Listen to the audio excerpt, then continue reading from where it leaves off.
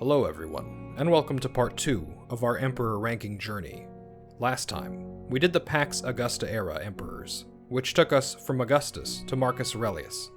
Unfortunately for us, it's all downhill from here.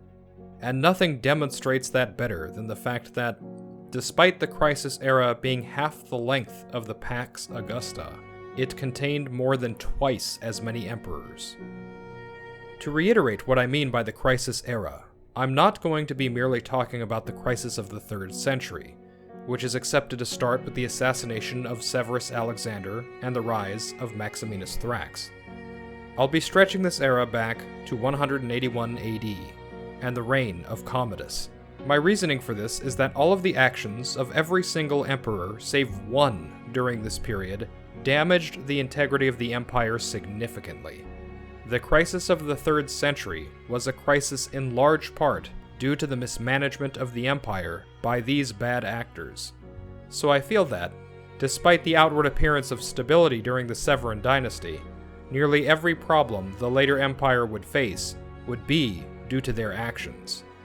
Once again, in addition to leaving out usurpers, we'll also be leaving out co-emperors who played little or no part in the actual running of government. While that only included Lucius Verus in our last list, this time there are many more who would fit that criteria, though mostly because these co-emperors were the sons or brothers of the actual men in charge. With all that said, get your box of tissues ready, because we have a lot of bad to wade through before we even reach the mediocre. 27. Elagabalus. An easy contender for the worst emperor of all time. Elagabalus was only 14 years old when he was lifted to the purple, and the first in a string of emperors to be puppets of their mothers or grandmothers. Elagabalus's reign lasted only 4 years, and I could not find any significant legislation or policies enacted during this time. The debasement of the Roman denarii and aurae increased during his reign, with silver content in coins falling below 50%. In many ways, Elagabalus combined the cruelty of Caligula with the debauchery of Nero, somehow becoming worse than either of them. Cassius Dio writes that he partook in unholy and barbarous religious rites, having boys killed, cutting off their genitals, and sacrificing said genitals to a lion, a snake, and a monkey he kept locked inside a temple to the gods. He dishonored the Vestal Order by forcing one of the virgins to become his wife, only to divorce her soon after. He would dress up like a woman and visit brothels, where he kicked out all the prostitutes and forced the clients to bed with him instead. He would dress and act as a woman, and allow himself to be caught in the act of having sex with his slave, Hierocles, and delight when people would address him as lady instead of lord, or even as Hierocles' queen. At a time where, after the gross mismanagement of the empire by Caracalla, the empire needed a strong leader to steer the ship back on course. It's thanks to Elagabalus, though, that the ship of Rome continued to list ever closer to death and destruction. 26. Commodus. I'll admit that Commodus probably deserves the bottom spot on this list. Unlike Elagabalus, who ruled for only 4 years, Commodus held power for nearly 13. The damage he caused to the Roman state and people was immense, and reading Cassius Dio's first-hand account of his tyranny will put knots in your stomach. Commodus's cruelty is well documented. He had a great many people killed, including nearly every man who had rose to prominence during the reign of his father. In this way, the most competent men of his age were all put to the sword, leaving the management of the empire and her provinces to those of lesser virtue. While the Marcomanni and their allies had been pushed to the brink of defeat, Commodus, instead of finishing his father's years of strife, abandoned the pacification of the Germans and settled with making peace as quickly as possible so that he might return to Rome and indulge in the luxury and vulgarity that he thought was his privilege. Drunk with power, Commodus drove the empire that had already suffered enough under the plague and years of war to the brink of bankruptcy, and his reign ended with the most corrupt elements of the government having more power than ever before. 25. Caracalla. Ah yes, Caracalla, scraping by, somehow not in last place. But don't get too excited. You could honestly rearrange these three in any order without too many grievances. But let's not get too distracted. Caracalla is the second of the Severans, and the only reason I personally rank him higher than Elagabalus is because of the successful military campaign against the Alemanni and his restoration of the Limes Germanicus. Whereas Commodus was a tragedy for how he completely departed from the wisdom and virtue of Marcus Aurelius, Caracalla was a tragedy for how he completely followed the tyranny and vice of Septimius Severus. He completely ignored the ruling of government and instead lavished the legions with enormous pay raises. He famously brutalized the city of Alexandria, a city of Roman citizens, to the point of genocide. He went full red wedding against the Parthians for no particular reason, and he murdered his brother and co-emperor, Geta, who was also horrible, so I guess that balances out the ledger somewhat. All of this was paired by a doomed economic policy that exacerbated all the problems the empire was still experiencing since his father's reign, and as such, Caracalla can only be seen as an abject failure of an emperor. 24. Thrax. Thrax was the usurper of Severus Alexander, and while his rise saw the end of Rome's worst dynasty by far, his policies and cruelty sadly only served to deliver the empire straight into the opening days of the crisis of the 3rd century. Thrax brutalized the people of the provinces in order to double the pay of his soldiers, who had already seen extreme raises in pay under the Severans. In only 3 years, he became so hated that in 238, a civil war would break out known as the Year of the 6 Emperors, making our old friend Vespasian's rise to power in the Year of the 4 Emperors look like child's play. I don't want to spend too much time on Thrax, as his reign was short, but suffice it to say that it was Thrax's usurpation that would end up inspiring dozens of like-minded power-hungry generals over the next 50 years, destabilizing the nation of Rome so completely that it nearly fell. 23. Septimius Severus. I imagine this placement is going to ruffle some feathers, and I'm completely okay with that. If your measure of a good Roman leader is simply someone who wins the civil war and restores peace to the empire, then I'd ask you to seriously look at the reign of Severus, an emperor whose policies were so misguided and fractious that nearly every single problem of the late empire can be traced back to him and him alone. Severus despised the Senate, and while this hatred of the Senate wasn't entirely without merit, the African emperor lacked the intelligence and foresight to do any better job ruling than other autocrats like Domitian. In fact, such was Severus's foolishness that he single-handedly tanked the Roman economy in order to vastly increase the pay of his soldiers, choosing to rule through military dictatorship and reducing the Senate to a completely toothless organization. Dio writes that upon his arrival in Rome, he made several great promises, as those such as Hadrian and Trajan before him, even going so far as to take several oaths. But he was quick to break pacts, putting many to death without trial, and filling Rome with soldiery that terrorized the locals. Ironically, for a man who fashioned himself emperor of the known world, he absolutely hated the work of leading an empire. Like Hadrian, he spent most of the time on campaign or among the provinces, but unlike Hadrian, he did not leave strong or competent officials left in Rome to handle the burden of state. Moreover, his reliance on the corrupt praetorians ensured a state of terror for those in government. But it's really the handling of the economy that puts him in this position. The devaluation of the currency was so severe during his dynasty that it would never again be corrected. And there is no one else to blame for this but Severus himself. 22. Trebonianus Gallus. Another general proclaimed emperor by his troops. Gallus succeeded Decius, and according to Dexippus, was responsible for betraying Decius to the Goths at the Battle of Abritus. A traitor through and through, Gallus's reign was marked by complete apathy toward the greater empire. The east saw a string of defeats against both Shapur of Persia and local rebels.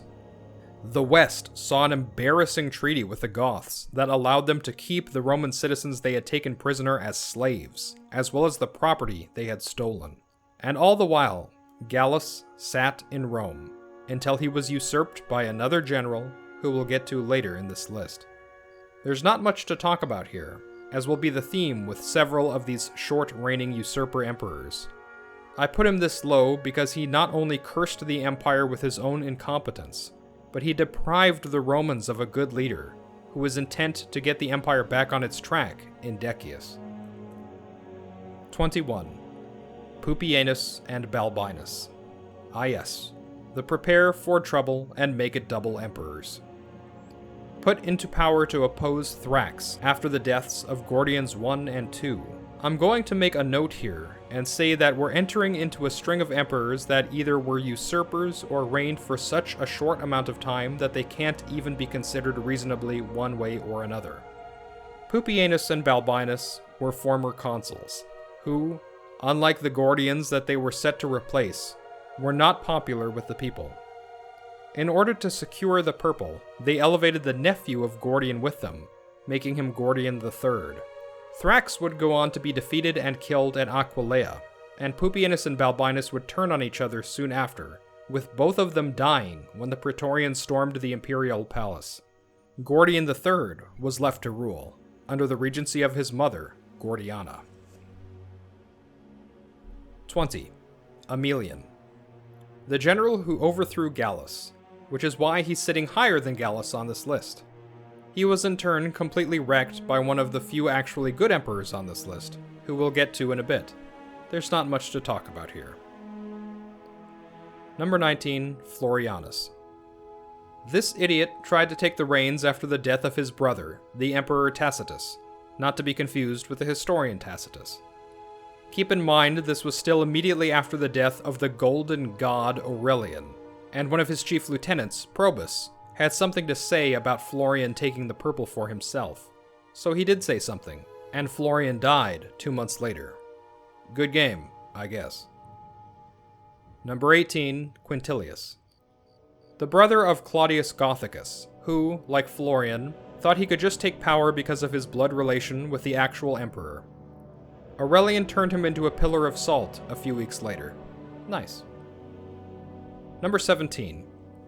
Gordian I and Gordian II. I'm putting these two together because, like Pupienus and Balbinus, they ascended with each other against the tyranny of Thrax. The Gordians could have been good. Gordian I was especially popular for his service to Rome as an aedile many years prior.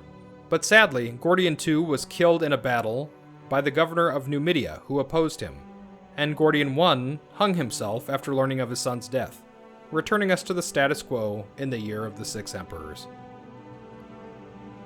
Number 16. Didius Julianus. Oh yes, the man who bought the empire. Here's a tip for all you future billionaires out there. If someone offers you the title of emperor for an enormous sum of money, don't do it.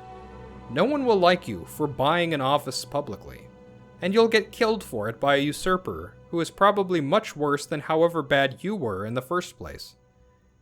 In all seriousness, though, there isn't much to say about good old Didius, as he was deposed very quickly, and I hesitate to even put him on this list due to him basically just purchasing the purple from the corrupt Praetorians. But he was confirmed by the Senate, so here we are. Unlike Pertinax, who he replaces, Julianus was of a mind with Commodus, and went about reversing Pertinax's monetary reforms, tanking the currency once again. I honestly want to put him lower on this list for this reason alone, but he died too quickly for me to really be able to blame too much on him. 15. Macrinus. Point for, he killed Caracalla. Point against, he got killed and replaced by Elagabalus. I mean, at least he killed a terrible emperor, so that has to count for something, right? He did try to implement some reforms and reverse some of the more extreme damage that Caracalla had done, but he failed. So, that's that. Number 14, Carinus. the son of Carus, who will be coming soon, and the Emperor Diocletian deposed. Carinus' reign was very short, and our sources about him paint a picture of an individual who lived in complete debauchery. He was married and divorced 9 times, and seemed to be well on his way to becoming the next Commodus before Diocletian marched west and deposed him. Aside from holding extravagant games, we know nothing really of any kind of policies or reforms he implemented, and as such, he goes down as a bad emperor that the empire was happy to be rid of. Number 13, Numerian. The brother of Carinus, who accompanied their father Carus east during his Persian campaign. After Carus was struck by lightning, Numerian technically became co-emperor with his brother, but was murdered by his praetorian prefect on his way back to the west. There's not much to talk about here. He accomplished nothing, and apparently doing nothing makes you better than the majority of the emperors on this list, so... Number 12. Severus Alexander. The last of the Severans, and technically the best, although he was just a puppet of his grandmother and mother. Personally, I find it hard to rank puppet emperors, as he took the purple at 14, just like Elagabalus, making him the second youngest emperor to take power after Gordian III, who we'll talk about in just a moment. In some ways, I suppose I can't blame Alexander for policies, as he really just was a mama's boy who didn't know better. But the thing is, his reign wasn't short. He reigned for 13 years before being deposed by Thrax, which means at some point we can't just say he was a child puppet of his mother, but a man, an emperor, making his own decisions. Domestically, he seems to have done much to compensate for the decline of morals and corruption that flourished under his predecessors. Internationally, however, Rome was weakened and invaded, and Alexander was unable to properly defend the border territories.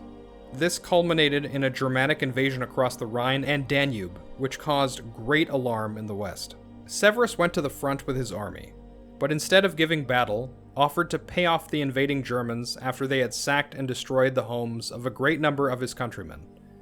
The army, who hated him already, saw this as the final betrayal of his duty to the country, and chose Thrax to usurp him and take control.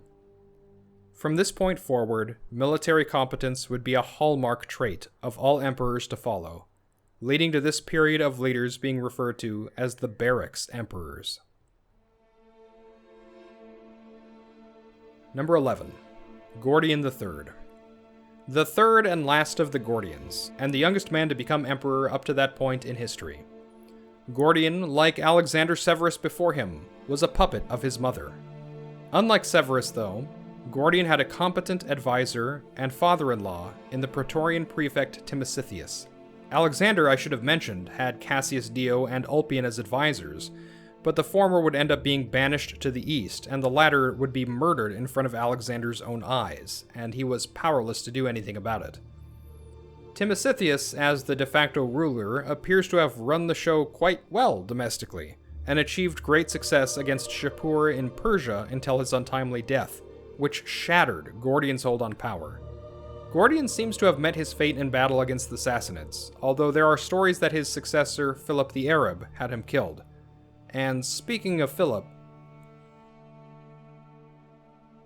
Number 10. Philip the Arab. Wow, we're in the top 10, and we're still in emperors that I consider bad. It really goes to show the difference in the quality of emperors from this era compared to the emperors of the Pax Romana. The reign of Philip the Arab in some ways is probably worse than Gordian III, with the tried and true strategy of just throw money at the issue, and if you don't have enough money, just brutally tax everyone until you do. Philip secures his place as a scumbag emperor who deserves no respect.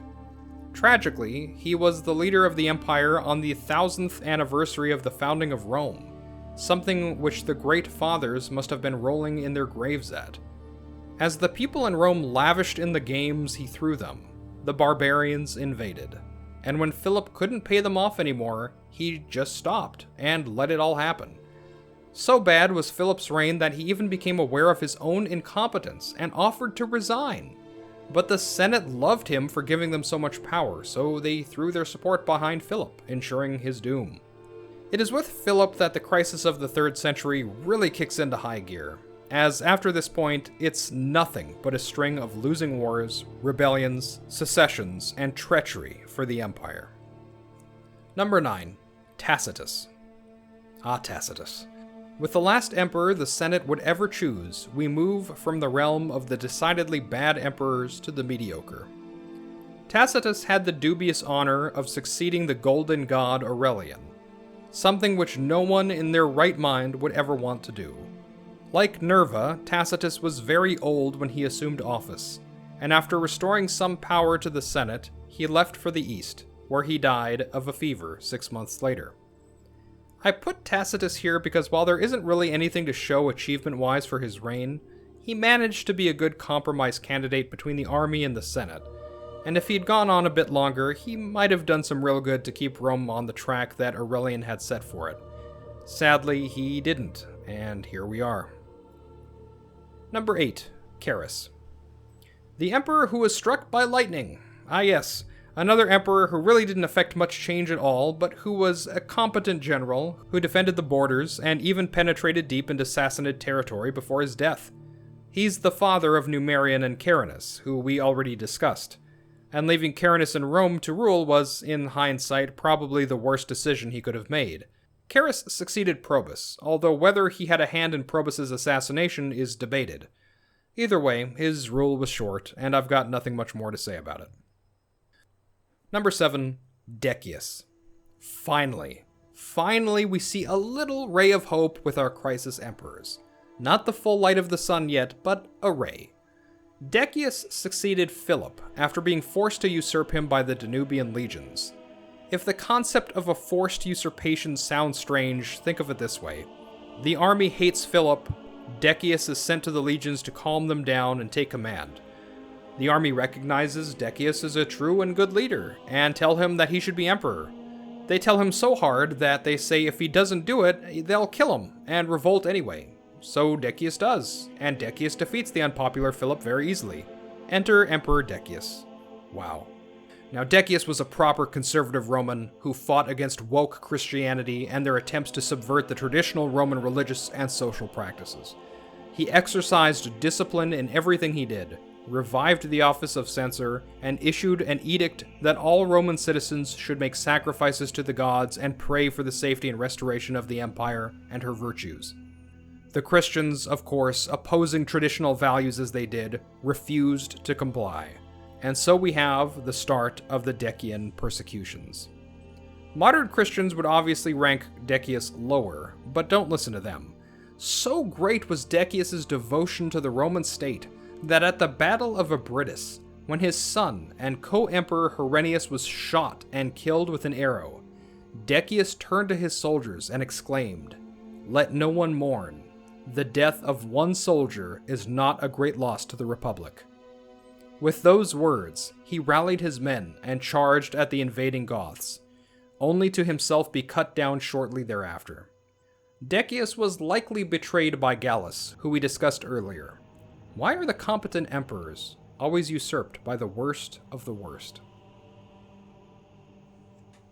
Number 6. Pertinax. I wish I could rank Pertinax higher. He had so much potential. Pertinax was the son of a freed slave. He joined the army where he achieved great success during the reign of Marcus Aurelius, eventually earning himself an election to the office of consul, and the governorship of several provinces, including Dacia, Syria, and Britannia. Pertinax maintained his position, escaping the wrath of Commodus during his reign, and when Commodus was assassinated, it was Pertinax who was taken to the Praetorian camp and declared emperor. Sadly, tragically, though Pertinax tried his best to return the empire to the policies of Marcus Aurelius, the malignance and corruption of the officials that had served under Commodus had grown to abhor everything virtuous, bowing down to only gold and debauchery. Pertinax instituted reforms to fight inflation, increased the purity of the Roman denarius, imposed stricter discipline on the Praetorian Guard, and sold off excess property and slaves that Commodus had accumulated. But these actions were of course seen as treacherous to the corrupt, and a conspiracy most vile was hatched to kill the emperor and auction the entire empire off to the highest bidder. Pertinax was an absolute legend, a self-made man who was competent both in government and military affairs. But sadly, the age in which he lived had grown bloated and fat off the excesses, and when such corruption takes hold of the human heart, the virtuous man is painted as the villain and murdered for practicing the very ethics that made the nation great in the first place. There's a lesson to be learned here, if there were only people ready to listen to it. Number 5, Claudius Gothicus. At this point, it's becoming difficult to rank these emperors. Pertinax would have been higher if he lived longer, and Claudius might have been much lower had he actually lived to try and salvage the economic and political situation in Rome. But let's not talk about what could have been too much. Claudius was appointed emperor after the murder of Gallienus, and took power at pretty much the worst time in Roman history. The Gallic Empire had established itself in the west, and the Palmyrene Empire under the demoness Zenobia in the east. Germanic barbarians were running rampant, and the Cyprian plague was still ravaging the populace. While there isn't much to talk about domestically in terms of reforms with Claudius, for obvious reasons, there's a lot to talk about in regards to his success fighting against the enemies of the empire. There's a reason he's known as Gothicus after all. So great were Claudius's successes militarily that Hispania, who had joined together with Postumus's Gallic Empire, abandoned the nascent state and rejoined with Rome proper. It's a shame we don't know more about Claudius, but perhaps his greatest contribution to the empire was his appointment as Aurelian as successor. We'll talk about Divus Aurelianus in a minute. Number 4, Valerian. The tragedy of Emperor Valerian was exceeded only once in history. Gods, why are the good emperors of this era so hard to talk about without choking up? Valerian was a respected statesman throughout the early mid-3rd century. When Decius met his end at the hands of the Goths and Gallus's treachery, Valerian was governing the north in Gaul, defending the region from barbarian invasions. At Gallus's request, Valerian began to move south with his legions to defend the capital against Aemilian, but Valerian arrived too late, and Gallus was killed. He was, however, able to defeat Aemilian, and upon arriving in the city, was proclaimed emperor by the Senate, along with his son Gallienus, who we'll talk about soon. Because of the ineptitude of his predecessors, Roman lands, particularly in the east, had been completely overrun, its cities sacked, and its people enslaved. Recognizing, however, that he could not leave the west unattended, Valerian gave Gallienus command of the west, while he took several legions to the east in order to combat Shapur and the Persian menace. Rome was lucky to have two extremely competent men back in power, and in the east, Valerian initially met with major success, recovering the city of Antioch and freeing Syria from Sassanid claws. By this time, however, the Cyprian plague was in full swing, and no one was hit harder than the legions, who were often camped together close quarters in their barracks. The disease rotted Valerian's forces from within, and when Shapur returned to face the Romans at Edessa, the Romans had become too sick to fight, and were defeated easily. Valerian came to be the first emperor captured alive by barbarians, and would remain a captive and slave to Shapur for the rest of his life. The loss of Valerian was an enormous blow to the empire. Without his leadership and his legions, the east slowly succumbed to the barbarian menace, and would see the rise of the splinter kingdom of Palmyra under the spiteful and treacherous Queen Zenobia. Number 3, Probus. Finally, we're nearing the end of our list. I say this after having spent weeks writing and revising this script, so it's a literal sigh of relief for me to be writing this, just like the reign of Probus was a big sigh of relief for the Roman Empire. Probus was one of Aurelian's finest officers, and a great leader of men. After Aurelian's assassination, and the brief reign of the Senate-appointed Tacitus, it fell to Probus to continue on the legacy his mentor had left him, and carry out his legacy Probus did.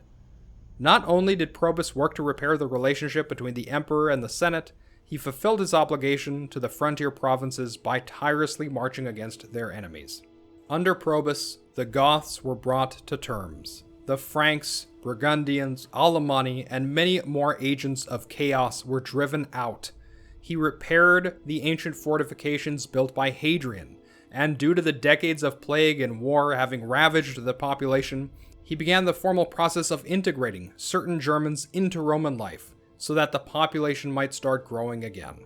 He believed that the soldiery wasn't just here to fight Rome's enemies, but also to help Rome's people.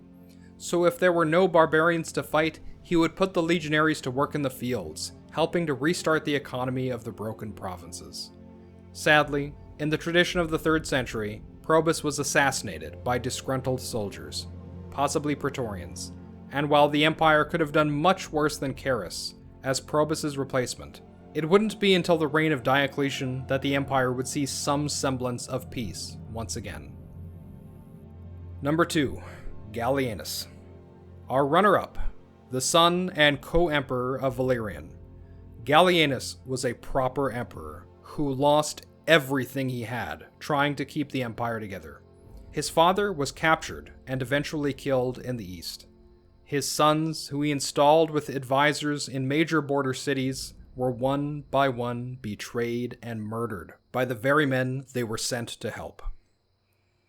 The very empire he led split and fractured into 3, the east under Zenobia, the west under Posthumus, and in every corner of the empire, usurpers rose to challenge him.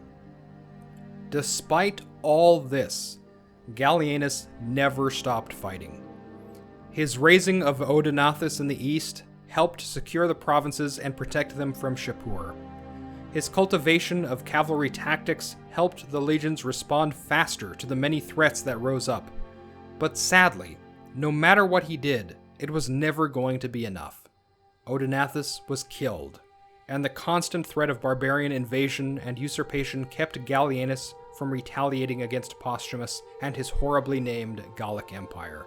In many ways, Gallienus was a failure. The empire split, and he lost everything. But I don't think anyone could have acquitted themselves better in that situation than Gallienus. And with the raising of the great Illyrian officers under his leadership, he ensured that Rome would be given a fighting chance for survival, even after his death.